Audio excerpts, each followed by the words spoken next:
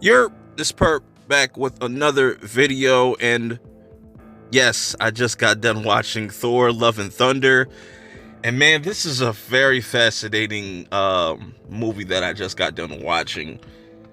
It's a very mixed bag for me, but before I get into that, yeah, definitely make sure you hit that like button and definitely hit that subscribe. If this is the first time that you've ever checked out one of my reviews, definitely check out the link in the description below.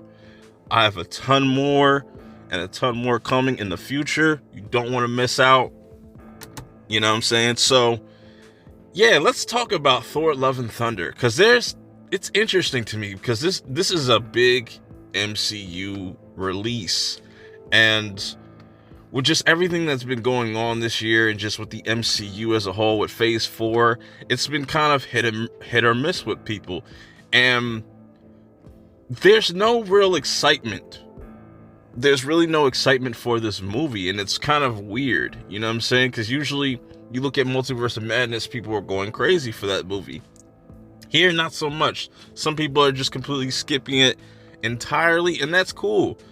Even though I feel like, in my opinion, this movie is better than I expected. Now, what I expected, it exactly played out the way I thought it was going to play out.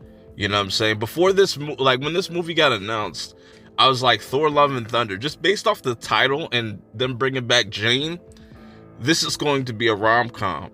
And that's exactly what this movie is a romantic comedy. You know what I'm saying? And I could see that not being for everybody, but that goes into the whole, MCU trying to dive into different types of, genres within their own genre. This is directed by Taika Waititi. He also directed Thor Ragnarok. So if you like Ragnarok and that type of style, that continues in this movie. You know what I'm saying? And I know a lot of people don't like his style or just don't like the shit that he says online. I don't know why people ever take actors or directors seriously when they say, oh, I'm going to ruin your comic book. Like, people literally take that to heart. I don't take it, none of it serious. You know what I'm saying? But with this, is this better than Ragnarok? I would have to say, in some aspects, but other aspects, I feel like falls very short. You know what I'm saying? The reintroduction of Jane in the story was one thing that I was kind of concerned about, like how they're going to explain this. So pretty much it goes by like how it is in the comics, where she has cancer. She gets her hands on Mjolnir, Thor's first hammer. I'm going to butcher that hammer's name because I know it's got a weird kind of whatever. Anyways, she gets that hammer and she's able to use the power of Thor and just have the power of Thor. And they do kind of, explain it. It's kind of a half-assed explanation, but I'll take it. Thor pretty much wanted Mjolnir to pretty much protect Jane at all costs and whatnot. And I like they have the whole montage kind of catching us up, like what's been going on, like how did they kind of part ways. And that's where the whole rom-com comes from in this, and it's very goofy, and I'll say this about Taika Waititi. I think he goes a little bit too extra with the humor, and just like it doesn't really hit sometimes. Like the goats in here, there's these goats in here that are completely obnoxious. Why do you have them sounding like that? I just don't know. It's unnecessary as shit. Other than that, the overtop, goofy jokes and kind of Thor's personality has changed ever since Ragnarok, and they do kind of this recap of just everything that Thor's been through, and he's kind of at this point in his life where he doesn't feel like he has meaning. Yes, he has done this once before, but it's a little different this time, because I think if Taika would have just scaled back the goofiness and really got real serious, because when Thor gets really serious, it's dope to watch. You know what I'm saying?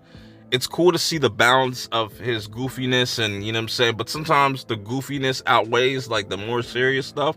So when like a character like Lady Sif that literally is missing an arm, they kind of trying to turn it into a joke. That stuff, like, nah man, you could have really done something interesting with that. But I do like Valkyrie in this, even though it's sad to see she's so down bad that they got her doing Old Spice commercials, and New Asgard is pretty much like an amusement park. I hope they don't do that in Black Panther too, but whatever, man. Yeah, man, just everybody is kind of at this point where they don't know what to do with their lives. You know, these are these are God beings on Earth, and they're pretty much bored. Like, I like that we got to see somewhat action with Thor and the Guardians. That was pretty interesting, and them kind of being, well, I would say Star-Lord kind of being fed up with Thor, and he he got rid of him in a perfect way in this movie, and it was really dope. But yeah, they didn't do much with that, but I like that they kind of had the Guardians in this movie for a short amount of time. They didn't take up all the screen time, even though they could have helped. You know what I'm saying? Let's talk about Christian Bale though, because this is why I was sold on this movie. Because before this, I was just like, man, I might skip this movie, but Christian Bale as the main villain, sign me up.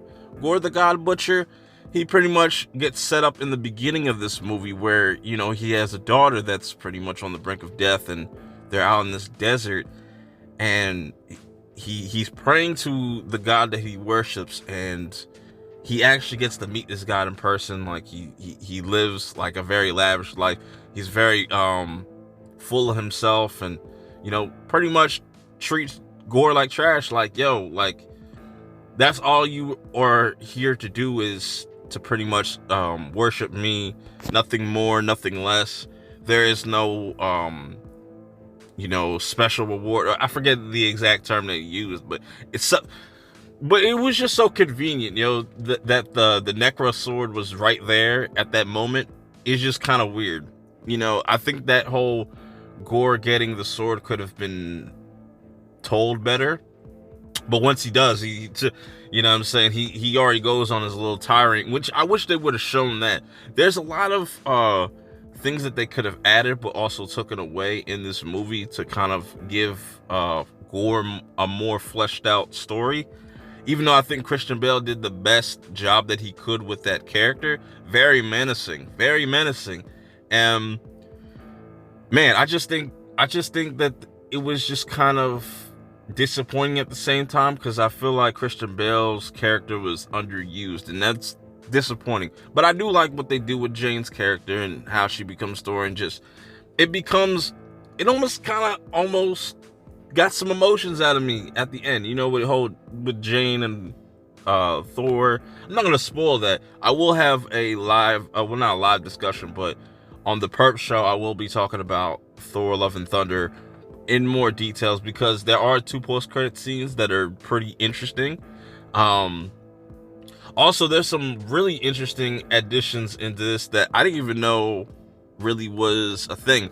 Like, when they go to the hall of whatever, the place of the gods and stuff, they meet Zeus. That scene is pretty interesting. You know, they come up with this like whole plan of trying to take Zeus's, or use Zeus's power, or they try to get as many gods on their side. And, you know, the gods don't really give a fuck, you know. And it's interesting that you saw all these different gods, and there was one god in particular that I feel like was a nod to Namor, because they did just show a bunch of, like, you know, promo for that. But overall, man, I think there's some enjoyment to have out of this movie. Do the jokes land? Not really. Like, I had a full crowd, and nobody was really reacting that much to this. You know, so it's really weird. Like, this movie definitely is not going to be for everybody. But I think, in my opinion, since I just really went into this movie with really no expectations, I think it was better than I expected. Now, that's not to say it doesn't have flaws. Like I said, it definitely has flaws with just how they set up the villain, just how they just even set up like Jane's character a little bit. I think it was just kind of like they could have built up to that, or, you know, I don't know. It just kind of felt like it came and went. I think this could have used a little bit more runtime. Like, they could have probably made this like 2 hours and 20 minutes. I would have been cool with that. Some parts definitely felt rushed. I like the soundtrack. I think Jane's Almighty Thor theme was really fire. I'm pretty sure that was her theme. I like Christian Bale as Gorr. The over the top, like, just certain unnecessary bits of humor, that MCU formula is really unnecessary in a lot of ways, where Taika definitely takes it to a different type of level. It's not going to be for everybody. I definitely think it's worth watching. I think this was one of the better Phase 4 movies that have come out so far. Up there with Multiverse of Madness. So, you know what I'm saying? We'll see what they do with Black Panther 2. If you've seen this, let me know your thoughts in the comments below. Like I said, I will have another discussion talking about this movie in the near future. We'll try to get it out by this weekend, hopefully. I definitely want to get that done. But yeah, let me know how you guys feel about this movie. Did it meet your expectations? Were you hyped for this movie? Do you think this movie was trash? Let me know, because I think if I had to, I honestly don't do ratings. If I had not, you know what, I'm not going to do that, because, you know, just wait until you see my letterbox to see where Thor ends up. Till next time, I'll see y'all in the next one.